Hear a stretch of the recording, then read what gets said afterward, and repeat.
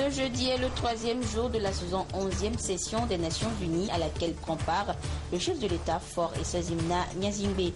Hier mercredi, il a assisté au US Africa Business Forum, une plateforme mise en place par Washington pour développer les investissements entre l'Afrique et les États-Unis. À Lomé, au Palais des Congrès, c'est la 3e session extraordinaire qui réunit depuis ce matin les députés à l'Assemblée nationale. Au menu des discussions, l'examen du projet de budget du Parlement gestion 2017 et la relecture du code pénal qui devra intégrer les infractions de piraterie maritime à 23 jours du sommet sur la sécurité maritime au Togo. Et puis comment mettre en place une décentralisation efficiente au service des collectivités locales du pays. La question a réuni autour du ministre en charge de l'administration territoriale les responsables des communes du Togo à l'occasion de la 12e journée de la commune. Voilà pour les grands titres de ce journal. Bonsoir à toutes et à tous. Le chef de l'État, Faure Esazimna Gnassingbé, poursuit son séjour à New York aux États-Unis où il prend part à la 71e session de l'Assemblée générale des Nations unies. En marge de cette session, le président de la République a participé à l'ouverture du US Africa Business Forum. L'idée de cette rencontre est de favoriser le développement et l'investissement entre les États-Unis et l'Afrique. Et le chef de l'État s'est par la suite entretenu avec Charles Michel, le Premier ministre belge, et la ministre des Relations extérieures d'Argentine. De New York, la correspondance de Kwessan Yovodewi.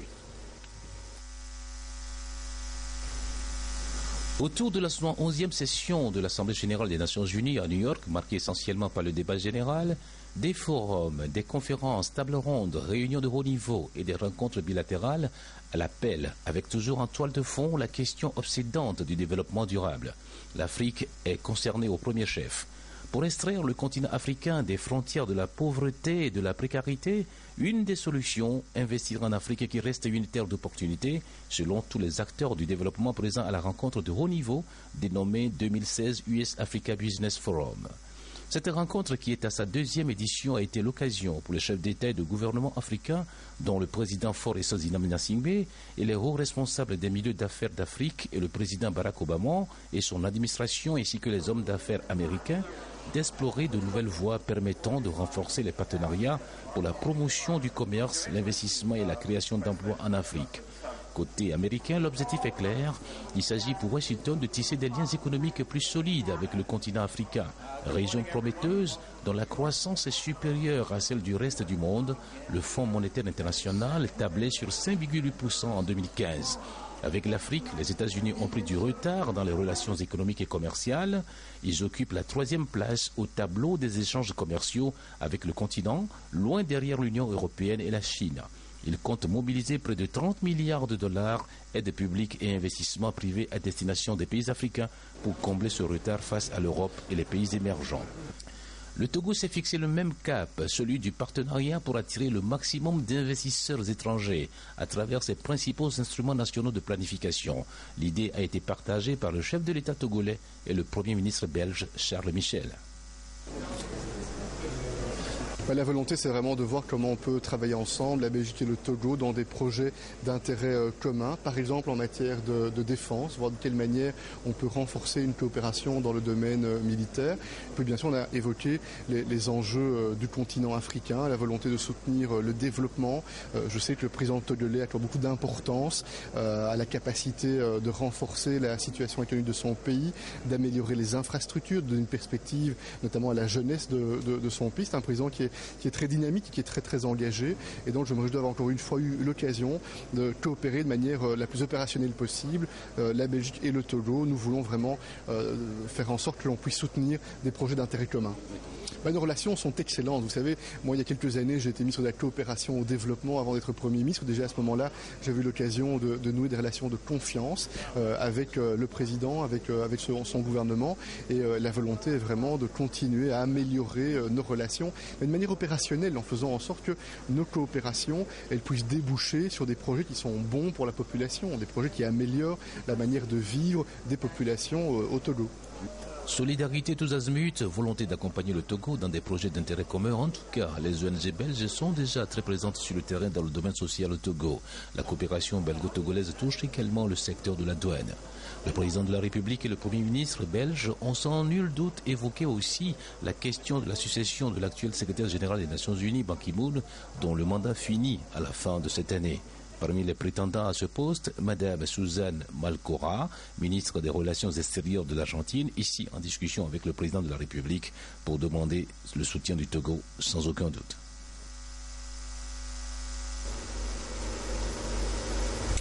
Nous reviendrons sur d'autres aspects de la participation du chef de l'État à la 71e session de l'Assemblée générale des Nations unies dans nos prochaines éditions. Et à Lomé, l'Assemblée nationale tient depuis ce matin sa 3e session extraordinaire de l'année 2016. Les travaux vont porter sur l'examen du projet de budget du Parlement gestion 2017 et sur la relecture du Code pénal pour l'intégration de nouvelles dispositions, notamment les infractions sur la piraterie maritime à 23 jours du sommet de Lomé. Tchassinam Baga. Ce 3e rappel des députés à l'intersession est motivé par l'examen du budget de l'Assemblée nationale, gestion 2017 et la relecture du Code pénal. Pour ce 2e point, il s'agit d'intégrer dans ce code les nouvelles dispositions de celui de la marine marchande, surtout en ce qui concerne les infractions liées à la piraterie maritime. Les infractions et peines contenues dans le nouveau code de la pêche et de l'aquaculture en étude seront également prises en compte. Présidant cette session inaugurale, le président de l'Assemblée nationale, Damat Ramani, a salué le sens élevé du devoir des députés qui se sont rendus une fois encore disponibles au service du peuple. En nous rendant disponibles plusieurs fois de suite pendant l'intersession, nous avons pris conscience de l'ordre du jour et de la pertinence des sujets inscrits par la conférence des présidents. Le principal point de l'ordre du jour de la présente session extraordinaire, c'est bien entendu l'examen et l'adoption du projet de budget de l'Assemblée nationale, exercice 2017. Cette étude, somme toute interne à notre institution, constitue une longueur d'avance sur le calendrier de la session budgétaire qui s'ouvrira le 4 octobre 2016. En dehors du projet de budget de l'Assemblée nationale, nous aurons à examiner quelques autres projets de loi déposés par le gouvernement. En effet, le chef de l'État, conformément à l'article 67 de la Constitution, a demandé une relecture de la loi afin que les dispositions pénales figurant dans le Code de la marine marchande soient intégrées dans le nouveau Code pénal. La demande du président de la République nous conduit à la relecture non seulement des 2 textes, mais également à une étude conséquente du projet de loi portant code de la pêche et de l'aquaculture au Togo. Cette 3e session extraordinaire se tient à quelques jours de la 2e session ordinaire, encore appelée session budgétaire, prévue pour le 4 octobre prochain. Il a été question donc durant cette session de piraterie maritime. La piraterie maritime est un fléau qui ronge depuis quelques années déjà les côtes du golfe de Guinée. À quelques semaines du début du très attendu sommet sur la sécurité, la sûreté maritime et le développement en Afrique, le Togo se positionne comme un acteur sérieux qui a pris des mesures idoines pour sécuriser ses côtes et les navires transitant par son port. Revisitons ce soir ces dispositifs dans ce dossier de Aimé Abalé. Contrôle de badge au port autonome de Lomé. Le respect du code ISPS est de rigueur. Les agents de sûreté viennent en appui aux forces de sécurité pour éviter toute intrusion sur la plateforme portuaire. En mer, les mesures sont plus drastiques. Un dispositif est mis en place pour prévenir les assauts des pirates. Les pêcheurs sont mis à contribution. Ils doivent éviter de trop s'approcher des navires, de peur d'en inquiéter les occupants, tout en signalant en revanche toute présence suspecte constatée en mer. Ces pêcheurs, ces gens qui occupent, je leur souvent dit que la sécurité, ce n'est pas seulement l'affaire des agents de l'État. La sécurité, ça commence par tout le monde. Ça par chacun d'abord. Quand on parle d'actes de piraterie, les actes de piraterie que nous avons appréhendés ici, c'est les pêcheurs, je crois, les pêcheurs qui nous ont filé les renseignements. Donc, et ça va de leur intérêt aussi. Et bon, cette sensibilisation, je crois que ça a porté son fruit pour que vraiment on puisse aller de fil en aiguille et donc appréhender ces pirates. La coopération et l'échange d'informations entre pays côtiers du golfe de Guinée ont aussi permis de repousser au loin les actions des pirates. Jusqu'en 2013, le Togo a connu 8 attaques. Toutes ont été repoussées avec succès. Ce qui a permis ce succès, d'abord, c'est des mesures que l'État prend. La Marine nationale et la Gendarmerie nationale donc, font des patrouilles régulières dans nos eaux et donc rassurent les bateaux. Il y a donc des zones de mouillage qui sont créées, qui sont là pour donc accueillir les navires qui viennent mouiller. Et ces navires sont surveillés tous les jours. Pour renforcer la sécurité maritime, 2 vedettes ont été achetées à la France. Elles servent de sentinelles à l'ONAM, organisme national chargé de l'action de l'État en mer. Il y a beaucoup d'administrations qui opèrent en mer. Je parle de l'exemple, je prends la pêche, donc le ministère de la Pêche. Pour prendre de la sécurité même, le ministère de la Sécurité. Le transport, le ministère du Transport. L'environnement, le ministère de l'Environnement. La justice, parce qu'il y a un problème en mer, la justice doit donc intervenir. Les affaires étrangères, les bateaux que nous avons, ce n'est pas que des bateaux togolais, il y a beaucoup de bateaux étrangers, ainsi de suite. Les pétroliers, tout ça là. Donc il y a beaucoup d'administration. Quand nous faisons les exercices ici, ou bien quand nous gérons les crises ici, nous nous rendons compte qu'il y a une vingtaine d'administrations donc, qui sont concernées par le problème de la mer. Et donc le chef d'État a vu ici, il a dit non, il faut une structure pour donc coordonner l'action de toutes ces administrations. Cette structure, c'est la préfecture maritime, organe régalien et police administrative chargée de fédérer cette action de l'État en mer. Son instauration concrétise la volonté du Togo de gérer ses activités maritimes à travers une organisation spécifique, stratégique et opérationnelle. Un accompagnement soutenu à la modernisation du port autonome de Lomé, nouvelle destination des navires de dernière génération. Ceux-ci n'hésitent plus à emprunter le couloir togolais, même si c'est par transit. Ils sont sûrs d'y sécuriser leurs marchandises en attendant de poursuivre leur odyssée vers leur destination définitive. Et toujours pour la bonne tenue du sommet sur la sécurité maritime, les autorités en charge de l'assainissement multiplient des actions pour rendre encore plus belle la ville de Lomé avant octobre. Hier, elles ont procédé au dégagement des véhicules mis en vente le long de la voie de contournement de Kégué à Lomé, aussi bien que tout autre objet encombrant le trottoir. Le compte rendu avec Marceline Tchakpala et Nathalie Panégué. C'est une véritable opération de dégagement de la voie de contournement de Kégué.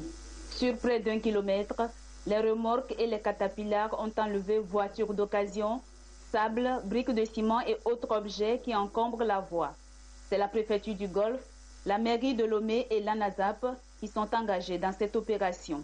Dans le cadre du sommet qui est en vue au Togo, les sociétés de l'État sont à pied d'œuvre pour rendre la ville très jolie. Nous avons mis sur le terrain beaucoup d'équipes qui aménagent les voies publiques.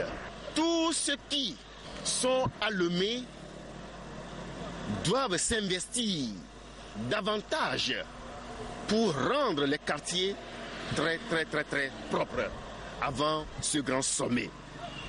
Et surtout, ceux qui abandonnent leurs véhicules le long des voies publiques ont le devoir de les enlever rapidement. La rue n'est pas un marché.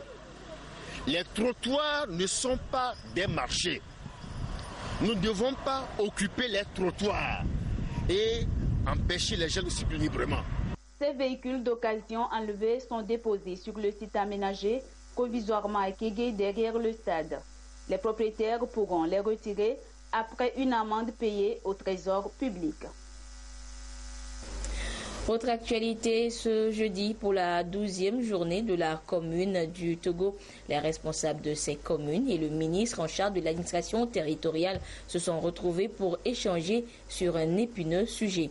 Comment mettre en place une décentralisation efficiente au service des collectivités locales du pays? Les réponses avec le compte-rendu de cette rencontre avec Pokomo Poyodé.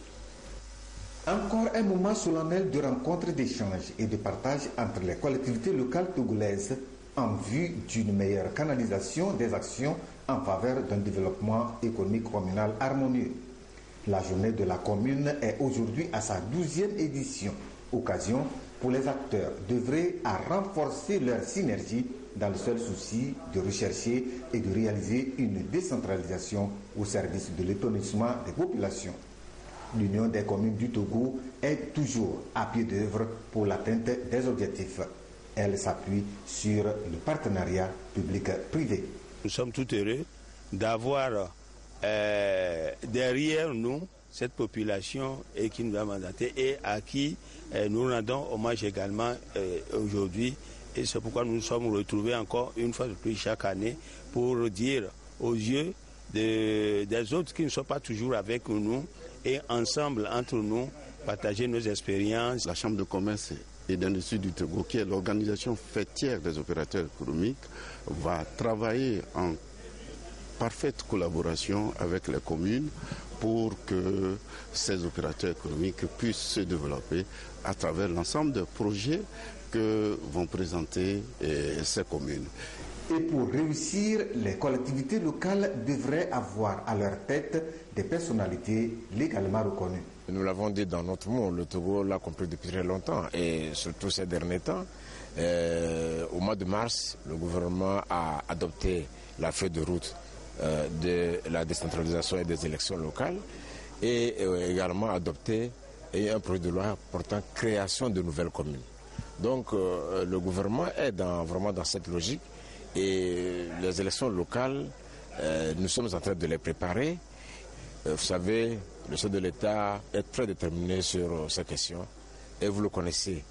Il est un homme d'écoute et il a beaucoup écouté et il nous a instruit sur certains contours à prendre en compte pour améliorer ce que nous sommes en train de faire dans le sens des élections locales. Les diplomates allemands, français et de l'Union européenne au Togo ont salué cette démarche. Ces derniers ont réaffirmé leur engagement à accompagner le processus de décentralisation au Togo. La journée est co-célébrée avec les 20 ans de l'Union des communes du Togo. 42 plateformes multifonctionnelles sont installées dans la région des Savanes par le programme d'appui au développement à la base Pradeb, des infrastructures du gouvernement pour contribuer à lutter contre la précarité dans notre pays.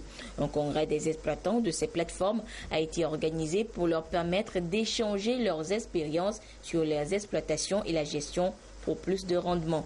Et le congrès de 3 jours a été ouvert à Dapaon par la ministre en charge du développement à la base, Victoire Tomiga Dogbe.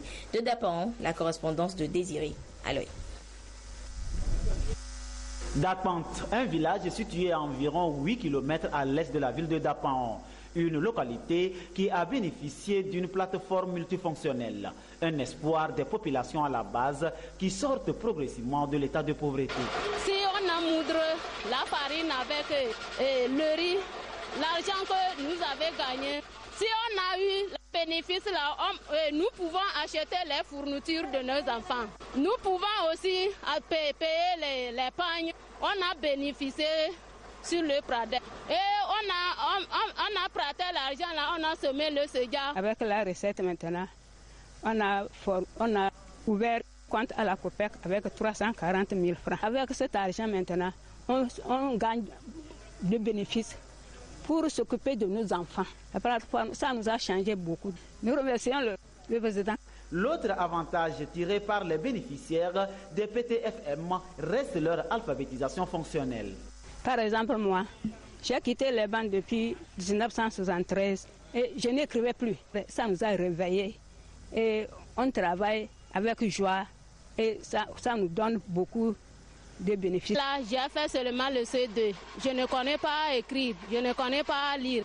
Je sais comment remplir maintenant le cahier. On a les yeux ouverts à cause des formations. On ne pouvait même pas rester parmi nos camarades pour parler. À cause de ces plateformes, maintenant, on a les yeux ouverts. Le programme d'appui au développement à la base PRADEB appuie directement les populations à la base pour répondre au plan d'action du gouvernement, celui de les propulser vers leur autonomisation. 42 plateformes sont implantées dans toute la région des Savanes et le processus continue. Les plateformes multifonctionnelles est une composante du programme d'appui au développement à la base et c'est l'ONG RAFIA qui a la charge de la mise en œuvre. À ce jour, les 42 plateformes installées permettent des services énergiques modernes destinés à alléger les tâches des femmes. Découvrir spécifiquement une plateforme émergente, tirer les leçons de son exploitation et identifier ensemble les facteurs de rentabilité constitue aujourd'hui la préoccupation des exploitants.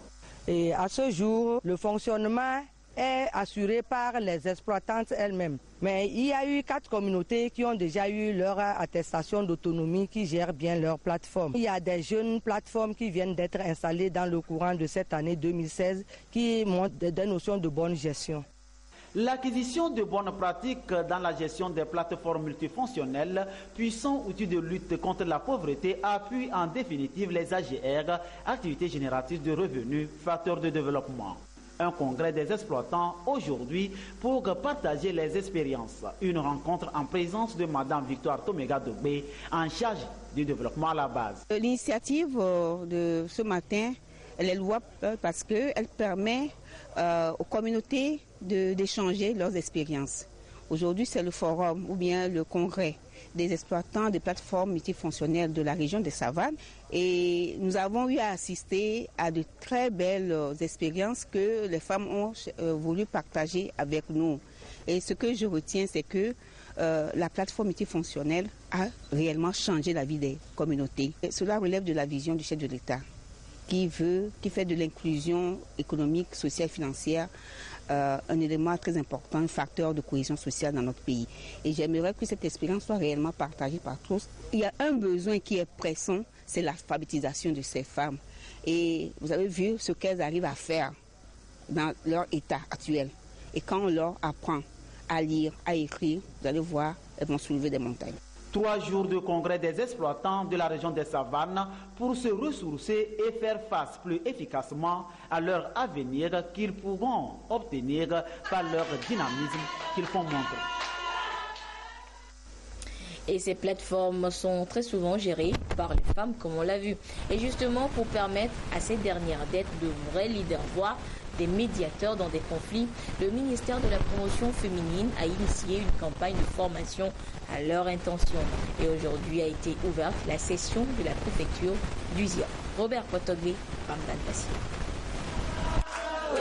Elles seront 160 femmes leaders à être déployées par le ministère de l'Action sociale dans les préfectures de Zion, d'Agou, de Tchaoudjo, de Labina et de Loti pour impliquer davantage les femmes togolaises dans le processus de prise de décision.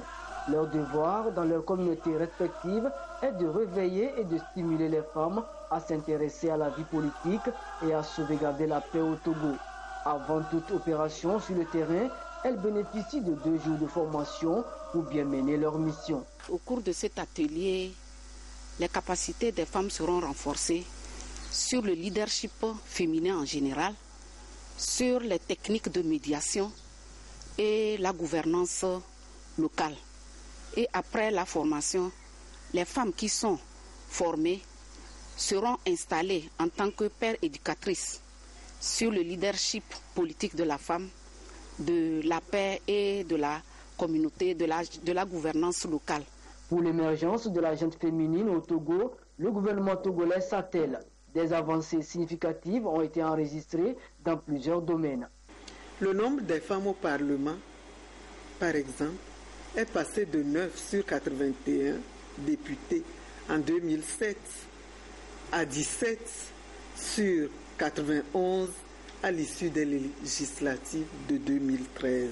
Au gouvernement actuellement, elles sont 4 ministres et une secrétaire d'État sur 23 depuis juillet 2016. Aujourd'hui, nous pouvons nous réjouir aussi d'avoir une femme qui assume la haute fonction de médiateur de la République, de compter aussi une femme vice-présidente à l'université de Lomé, des femmes directeurs de cabinet, 2 préfets parmi les représentants du pouvoir central. Nous avons de plus en plus de femmes notables dans la chefferie traditionnelle. 10 clubs de pères éducatrices dans 10 cantons seront installés et 32 femmes seront retenues dans chaque préfecture pour bénéficier de cette formation financée par le PNUD.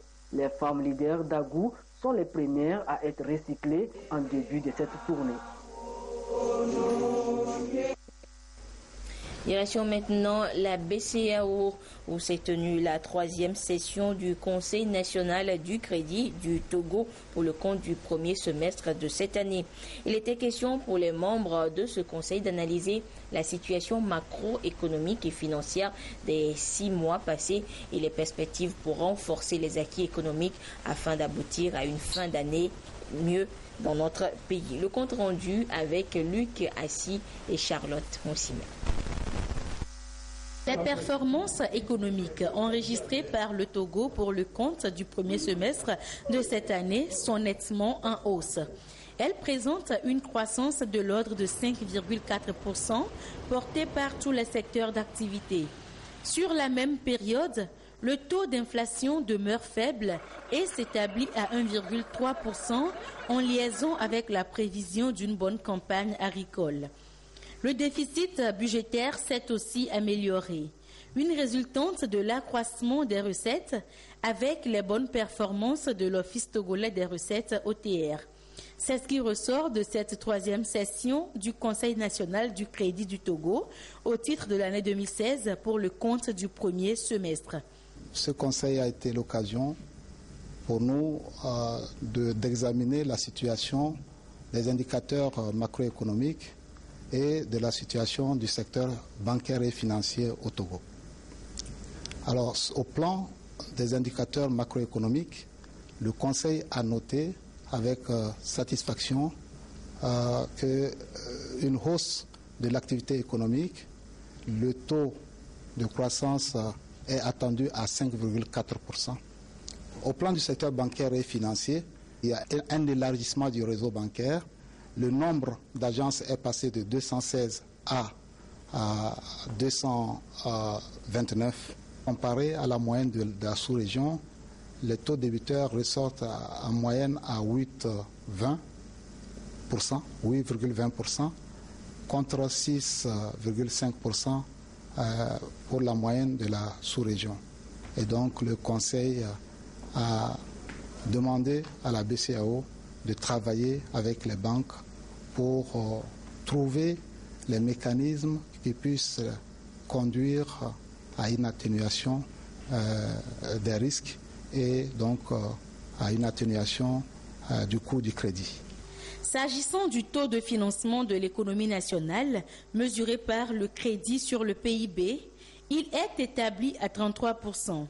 Le Conseil a également relevé la contribution du secteur bancaire et des institutions de microfinance. Ces dernières possèdent aujourd'hui 468 points de service pour une clientèle estimée à 1 935 000. Leurs crédits et dépôts ont cru de 6% et 17% à 12% dans les 2 cas. La séance a été présidée par le nouveau ministre de l'Économie et des Finances, Sani Yaya.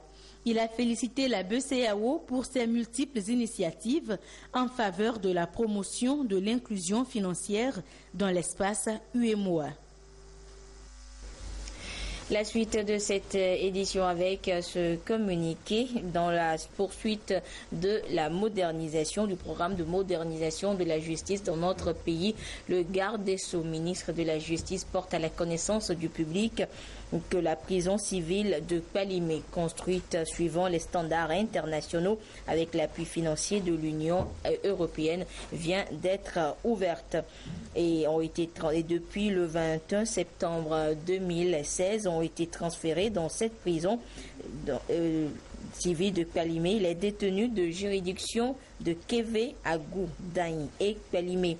Et ce jusqu'à nouvel ordre. Les détentions préventives comme en exécution de peine pour le compte de ses ressorts juridictionnels auront lieu dans ce nouvel établissement pénitentiaire. La suite de cette édition, à présent, il était l'une des vieilles gloires du patrimoine culturel et artistique togolais. Feu Paul Ayi, affectueusement appelé la joie de vivre. Il était l'auteur de plusieurs monuments nationaux, tableaux et plans. 6 ans après sa mort, l'artiste aux multiples talents a été une fois encore honoré lors d'une exposition à la résidence de l'Union européenne au Togo. Le compte rendu avec Augustin Kossi. Ils sont retrouvés au siège de l'Union européenne au Togo pour l'inauguration de la prestigieuse exposition dédiée à Paul Ayi, un des grands artistes togolais. Membre du gouvernement, artiste, corps diplomatique et consulaire, tous ont voulu rendre un hommage mérité à Paul Ayi 6 ans après sa mort.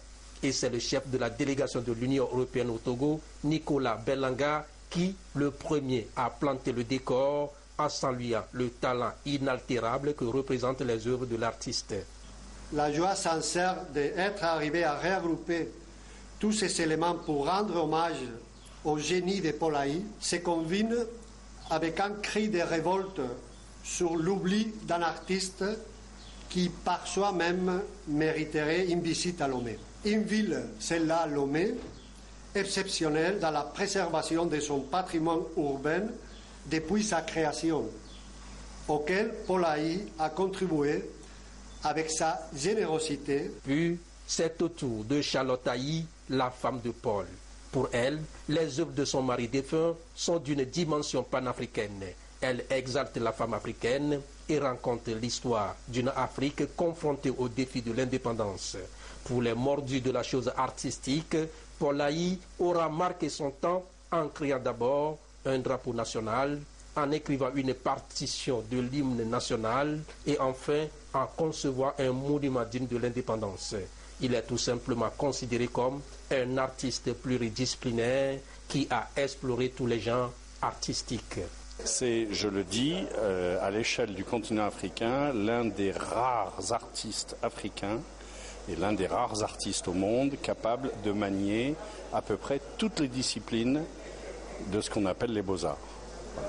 De la gravure, du dessin, de la peinture, de la sculpture, du modelage, de la ferronnerie, les vitraux. On est surtout très honoré de ce parcours qui est montré dans les murs de l'Union européenne ici, qui depuis de nombreuses années fait beaucoup pour la visibilité de la culture ici même dans notre pays au Togo. Paul Ayi est un artiste très prolifique, très fécond, qui a une grande facilité pour s'exprimer. Il a enseigné à l'université, au lycée de Tokoin et a enseigné dans d'autres lycées du Togo pour finalement venir à Léamo. 6 ans après la disparition de Paul Ayi, ses œuvres parlent et continueront à parler pendant des décennies, a laissé entendre Guy Madje Lorenzo, ministre en charge de la culture.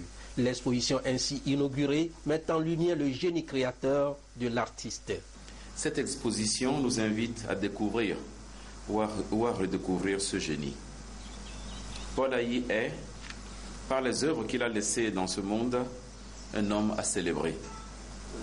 Comment ne pas être saisi d'émotion à l'idée de redécouvrir sa sculpture et peinture comme vous nous invitez à le faire aujourd'hui et ce durant 3 mois. Et les œuvres de Paul Ayi continuent de revivre dans nos yeux de visiteurs, d'admirateurs ou de curieux. Mais elles revivent également surtout par votre intercession, Excellence Monsieur l'Ambassadeur, vous qui avez imaginé, voulu et rendu possible cette exposition. Du vivant de Paul Ayi, aucun métal n'a résisté à son instinct, à son savoir-faire et à son imagination débordante. Les matériaux ordinaires qui passaient entre ses doigts étaient transformés en objets précieux. Ici, des plans, des cartes et une trentaine d'œuvres publiques sont exposées, et ce, pour 3 mois. Des œuvres monumentales qui allient la puissance des volumes à la floraison des couleurs ou encore aux matières nobles. La construction d'une future fondation poulailler au Togo est vivement attendue pour faire de ces créations un élément du patrimoine national. Nous sommes jeudi et nous ouvrons maintenant la page des sports et nous sommes comme toujours avec Claude Ama. Claude, bonsoir. Bonsoir Anita. Et nous débutons avec la 5e édition de la Coupe d'Afrique des Nations de Maracana qui s'est déroulée le week-end dernier à Ouagadougou au Burkina Faso. Le Togo, qui avait fait forte sensation lors des 4 précédentes éditions et détenteur du titre chez les vétérans, est carrément passé à côté de la plaque lors de cette 5e édition. Lamine Koko Konaté.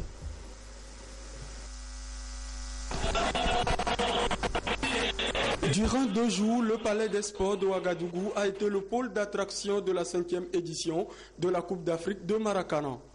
Ce sont les vétérans qui ont ouvert le bal dans la matinée.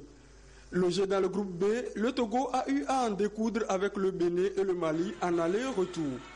Après une première sortie infructueuse devant le Bénin envers 2-1 à l'épreuve des tirs au but, 2 partout à l'issue du temps réglementaire, les éperviers maracaniens se relancent en dominant le Mali 2-0. Pour leur 3e rencontre, les Togolais retrouvent les Maliens qu'ils écartent cette fois-ci à l'épreuve des tirs au but 3-2, temps réglementaire 0 partout.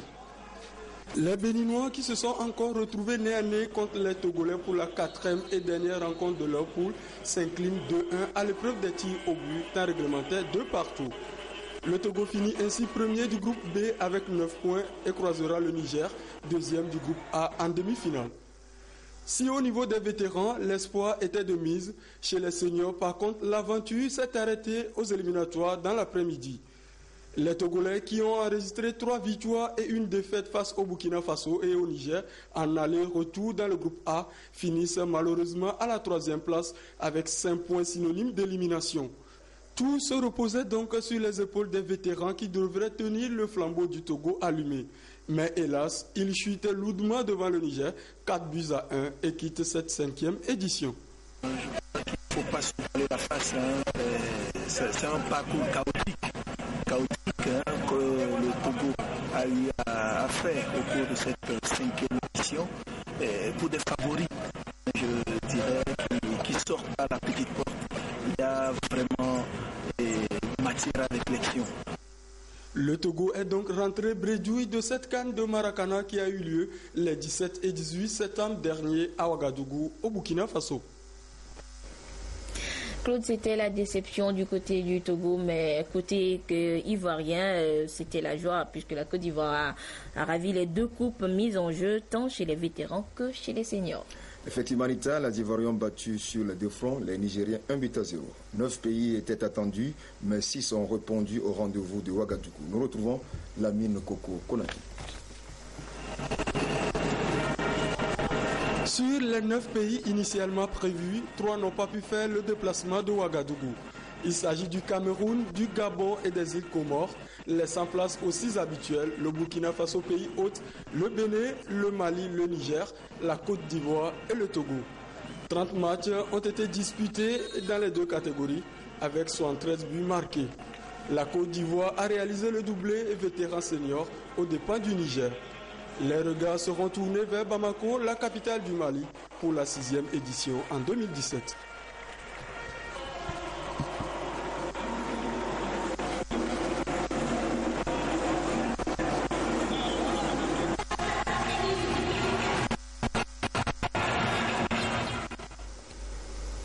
Et Claude, nous terminons également avec le football, avec la finale de la 2e édition du tournoi de l'amitié et de la fraternité qui a été disputée dimanche à Zozo-Kondi dans le canton de Gadjag.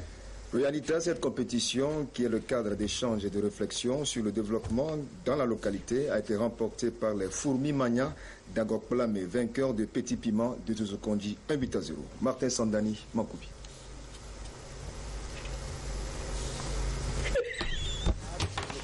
Vêtu de rouge.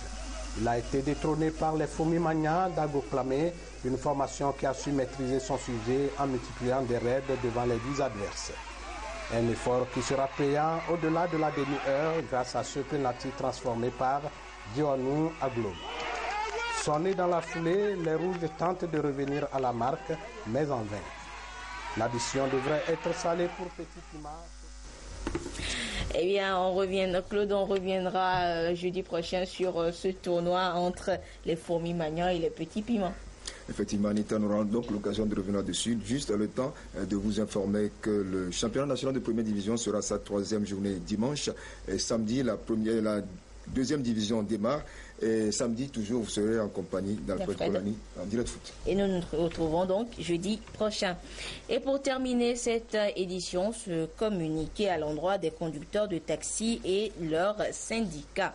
Il nous a été donné de constater que malgré la publication du communiqué du 23 octobre 2014 interdisant la prolifération anarchique des gares routières, ce phénomène s'amplifie et continue d'entraver la fluidité du trafic dans la voirie urbaine de Lomé et dans les autres villes du pays. Le gouvernement déplore cette situation et invite les syndicats de conducteurs à prendre leurs responsabilités.